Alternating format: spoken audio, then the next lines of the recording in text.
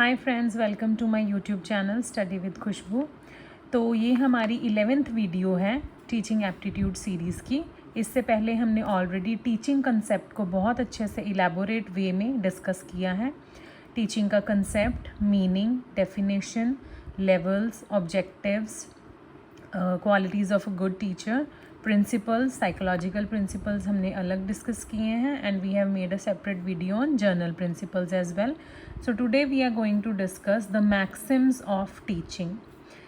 It helps the teachers to present the content कि जो teacher ने पढ़ाना है बच्चों को, जो भी उसका सब्जेक्ट कंटेंट है, वो एक लॉजिकल और सिंपल वे में किस तरह से टीचर्स बच्चों को स्टडी करवा सकती हैं सो दैट जो लर्निंग प्रोसेस है वो ईजी हो जाए फॉर स्टूडेंट्स और आउटकम्स जो है वो टीचर्स अपने अचीव कर सकें. सो हमारा फर्स्ट मैक्सिम है फ्रॉम नोन टू अननोन, कि बच्चों को हमने जब भी स्टडी करवानी है तब हमने उनको जब नॉलेज कोई देनी है तो ऑलरेडी बेसिक चीज़ों से शुरू करना है, जिन चीज़ों की उनको ऑलरेडी नॉलेज है, और उसके बाद मूव करना है एक नए कंसेप्ट की ओर, जिसे हम जैसे प्रीवियस नॉलेज टेस्टिंग भी बोल देते हैं.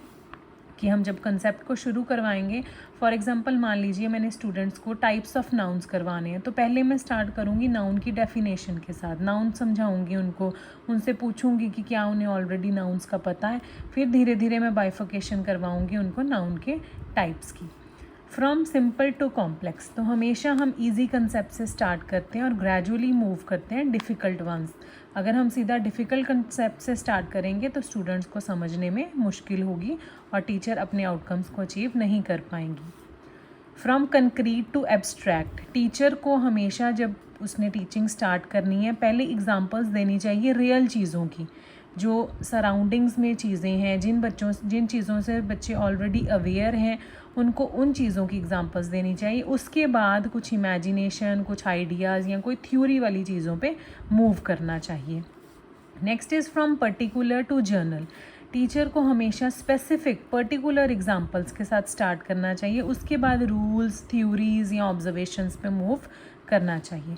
Next is from whole to part, कि सबसे पहले एक ओवरव्यू देना चाहिए, उसके बाद डिटेल में एक्सप्लेन करना चाहिए. फॉर एग्जांपल अगर मैंने एक प्लांट के बारे में बच्चों को पढ़ाना है तो सबसे पहले मैं एक ओवरव्यू प्लांट की एक पिक्चर दिखा के बच्चों को दूंगी कि ये प्लांट है, ये बड है, ये स्टेम है, ये रूट है, ये लीव्स हैं. उसके बाद मैं एक एक करके हर एक पार्ट को डिटेल में एक्सप्लेन करना स्टार्ट करूँगी. Next is from analysis to synthesis, कि सबसे पहले हमने एनालिसिस करनी है जो टॉपिक है. जैसे ऊपर भी हमने किया, हमने बच्चे को एक प्लांट दिखा दिया, उसके बाद हम ब्रेक डाउन करेंगे उस टॉपिक को, कि सबसे पहले हम बच्चों को रूट्स के बारे में बताएंगे, उसके बाद हम बच्चों को स्टेम के बारे में बताएंगे, उसके बाद प्लांट के बारे में, फिर फ्लावर के बारे में, उसके बाद हम होल सारा प्लांट कवर करेंगे और फोटोसिंथेसिस, क्लोरोफिल या फिर ऐसे सारे टॉपिक्स के बारे में बच्चों को समझाएंगे. Next is from psychological to logical, कि बच्चों को उनकी इंटरेस्ट और उनकी मेंटल लेवल के हिसाब से हमें टीच करना चाहिए. पहले साइकोलॉजिकली हमें देखना चाहिए कि क्या स्टूडेंट्स का मूड है आज पढ़ने का. ये नहीं देखना कि रोज़ ही बच्चों का मूड ना हो. तो ये टीचर की एक ड्यूटी है कि साइकोलॉजिकली बच्चों को इंटरेक्ट करवाना, उनको इंगेज करवाना, सो दैट वो स्टडी को जो है वो फ़न वे से कर सकें, और उसके बाद एक सीक्वेंस को फॉलो करना. So from psychological to logical sequence. From empirical to rational, कि सबसे पहले हमें ऑब्जर्वेशंस और एक्सपीरियंस से शुरू करना चाहिए, उसके बाद बच्चों के साथ रीजनिंग पे आना चाहिए. फ्रॉम नियर टू फार, हमें ऐसी एग्जांपल्स पहले यूज़ करनी चाहिए जो बच्चों की सराउंडिंग्स, बच्चों के आसपास हो, रादर देन डिस्टेंट कंसेप्ट जिनके बारे में बच्चों ने कभी सुना भी ना हो. So always from near to far.